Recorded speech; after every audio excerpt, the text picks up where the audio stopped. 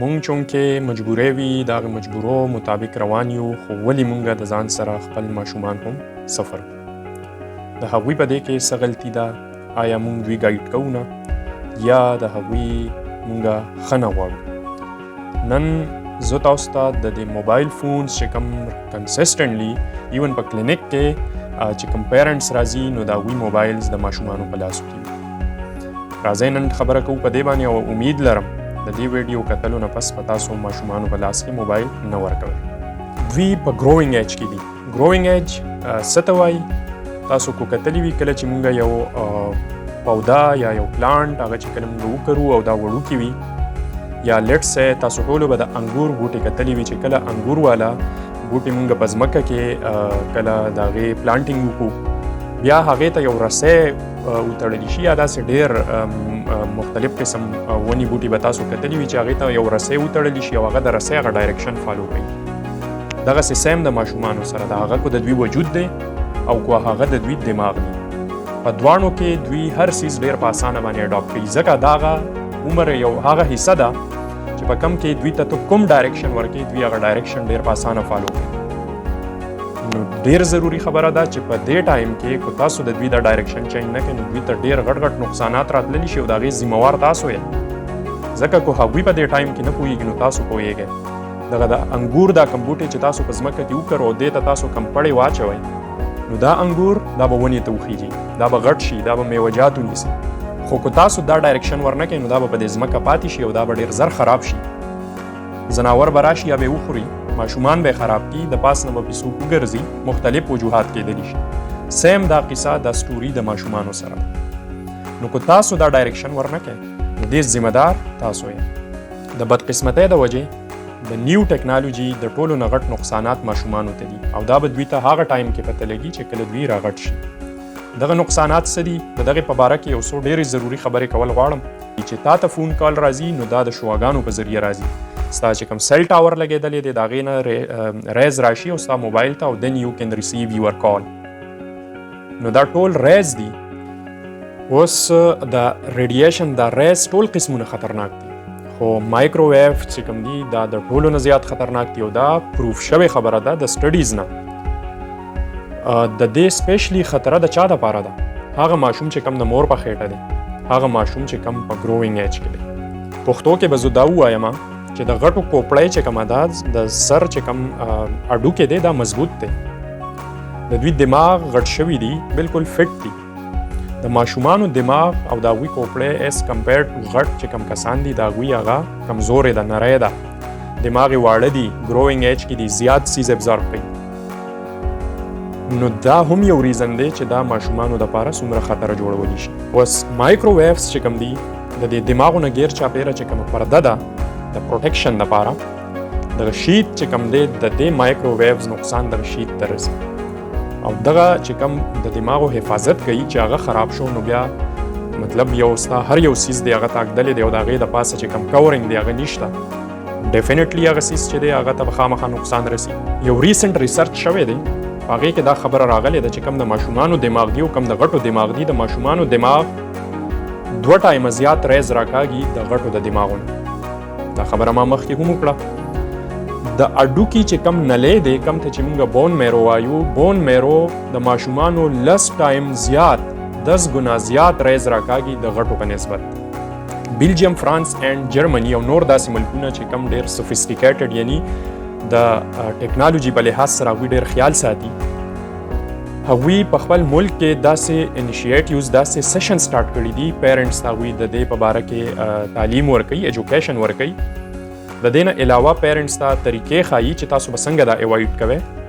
د دې نه علاوه هغوی یو خاص لیمټ د هر څیز د استعمال لپاره ږدلی دی او په هغې باندې بار بار د هغوی سیشنز کېږي.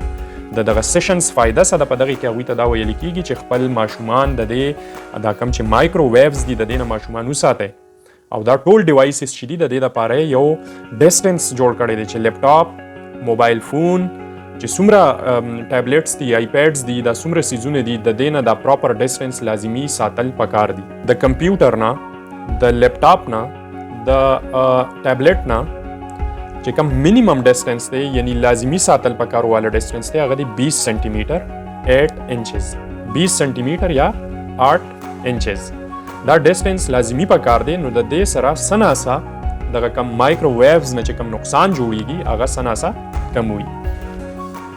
وس په دې استعمال سره د منټل فزیکل هیلث دواړه ډسټرب کیږي. منټل هیلث هو ایز آی سیډ لو آی کیو لیول، مطلب د ماشوم چې کم برین پروسیسینګ وکړي هغه به پراپر نشي کېدی، گروث په د برین پراپر نشي کېدی، دغه فزیکل هیلث په ډسټرب کیږي، د خوب په ډسټرب کیږي، د ریز د وجې د ریډیشنز د وجې د خوراک باندې به افیکټ راځي.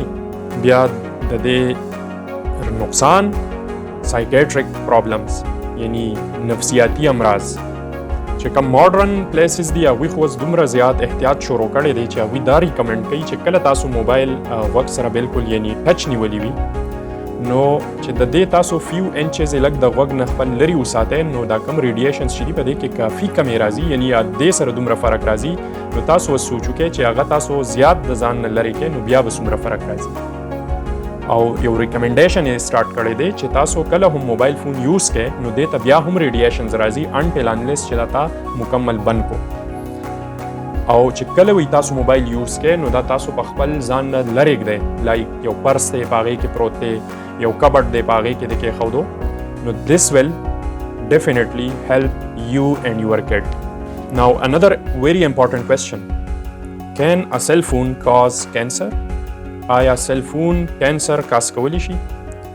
This is another important question. In fact, there are solid grounds to believe it really is so. International Agency for Research of Cancer د هغوی یو سټډي اوس کنډکټ شوی ده او په هغې کې دا خبره راغلې ده هغه ټول ماشومان چې کوم بالکل موبایل ته اټیچ دي پراته دي بالکل ډیر زیات چانس شته چې د دوی برین چې کوم دی په دې کې ټیومر یعنی رسولی جوړ شي په فیوچر کې. یعنی مستقبل کې هغه ماشومان چې کوم وس نه په موبایل باندې بالکل اټیچ پراته دي په مستقبل کې دوی ته د دماغو د رسولی امکانات شته.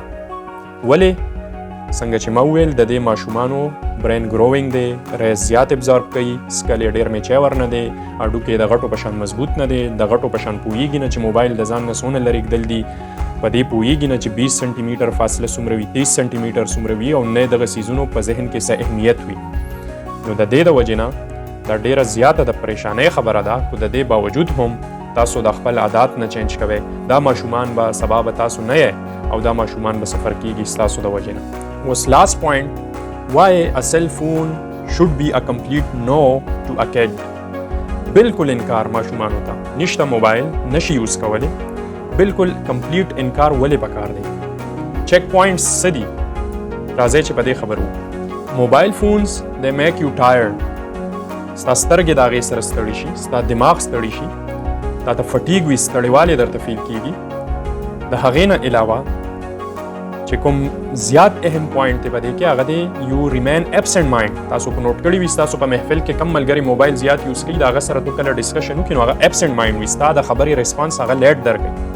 ولې موبایل چونکې تو غټ یې ستا په دماغو د هغې دا اثر دی، نو تو د هغه ماشوم سوچ وکړه چې کم په ګروینګ ایج کې دی او هغه ته تا موبایل په لاس کې ورکړی دی. اوس یو بله سټډي شوې ده چې ماشومان او سپیشلی د چا عمر هغه کسان پکې هم شامل دي چې د چا عمر د 22 کالو نه کم دی، په هغوی باندې یو سټډي شوې ده چې دا خلک کله ناکله هسې فیل کوي چې دوی ته د موبایل وایبریشن دی په جیب کې، او چې دوی په جیب باندې لاس کیږي نو اکثر موبایل هم نه وي خو وایبریشن دوی ته فیل کیږي.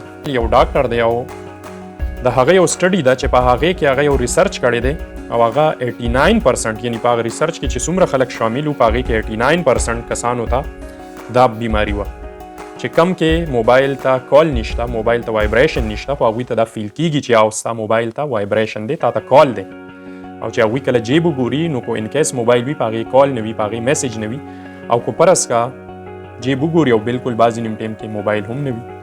اوس چې ستا په جیب کې موبایل ته کال نه دی، ستا په جیب کې موبایل نشته او تا ته فیل کیږي چې وایبریشن دی او ته په جیب باندې لاس دی، دې بیمارۍ ته څه وایي؟ فینټوم پاکټ وایبریشن سنډروم. اوس کو په دې باندې زه 2 غنټې هم خبرې وکړم د دې موبایل د استعمال دا طریقې دا مونږ بیا هم آی ډونټ نو چې دا خبرې به څه فایده وکړي و به نه کړي. په مثال کې د دې سوشل ډسټربنس او د دې په ماشومانو باندې سوشل څومره نقصانات دي. ستاسو په کور کې یو ماشوم دی موبایل یوز کوي او مثال کې طور پر مور هغه ته بار بار یو تیز आवाज کوي، مدر بار بار هغه ماشوم چې دی هغه کرټیسایز کوي په هغې باندې ولی یوز کې موبایل نه دی پکار، هر ټایم موبایل راکا په زور ته موبایل اخلي. دی ماشوم ته په دې ټایم کې دا پته نه لګي چې زما د مدر چې د ما سره څه بیهیویر کوي. خو ماشوم چونکې ما وویل چې دا په ګروینګ ایج کې د ده دا آیډیا نه کیږي چې تاسو د ده سره څه ریاکشن څه بیهیویر کوئ.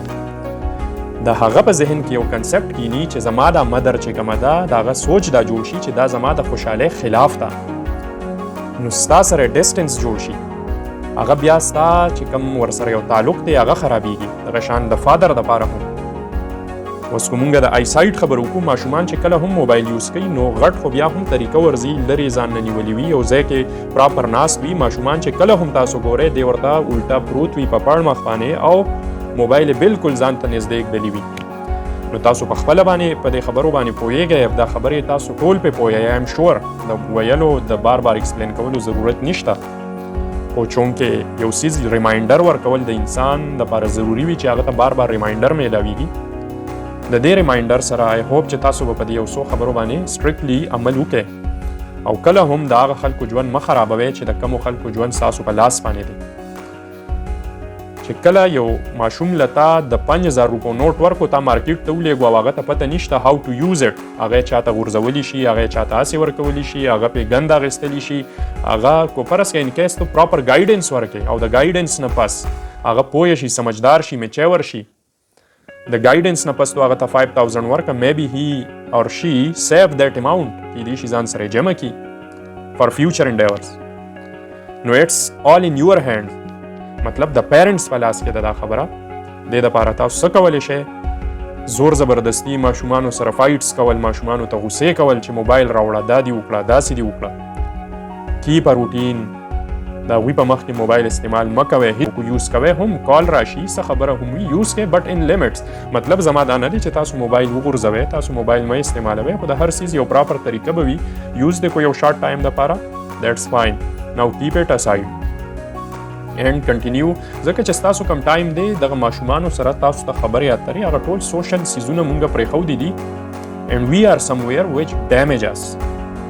نو I hope سنا سبا مونږ په ځان کې لږې لږې تبدیلی راولو. مونږ به د ماحول ایجوکیټ کوو، مونږ به یو healthy environment for all یعنی health for all، څنګه چې د WHO World Health Organization یو فوکس دی health for all، دغه شان مونږ ته ټولو ته health for all یو فینامینا چې کوم دا فالو کول پکار دي. د دې نه علاوه چې کوم لیټ سپوز د ماشومانو دپاره کوم بیهیویرز دي، د هغوی چې کوم ډیولپمنټ دی، کور ته د کیل کود سامان راوړی کېږدئ ورته، تاوزنډز اف مطلب نور سیزونه دي، تاسو د هغوی سره په کور کې گیمز کولی شئ. خو تاسو ورسره نه کوئ، ټایم نه وي، هغوی ته دا فیسیلیټیز پرووایډ کړئ چې هغوی خو خپل لرنینګ کوي. یو ماشوم دی د لرنینګ په دې کېږي چې دی یو گیم کوي، دی ستاسو سره څه خبره کوي، دی خپل ایکسپریشنز کوي. موبایلز سره هغه کمیونیکیشن نشي کولی، هغه موبایل جست misleading the baby. That's why it's very important. Again څومره پیرې زه دا ایکسپلین کوم هغه I think د دې د حق نه ادا کوي څومره چې دا یو ضروري خبره ده. دا مونږ ټولو ته د دې معاشرې د یو سوسایټي د یو کلچر د هیلث خیال ساتل دا زموږ په ټولو باندې فرض دی. مونږ ټولو ته د دې خیال ساتل پکار دي. سناسا نن مونږ 1% په یو څیز کې خواله راوستو، سبا به 2% راشي، بله ورځ به 3%. داسې سلو اینډ سټډي وینز دی ریس. نو آی هوپ چې دا میسیج به تاسو ته سناسا هیلپ درکړي. تھینک یو ویری مچ. الله حافظ.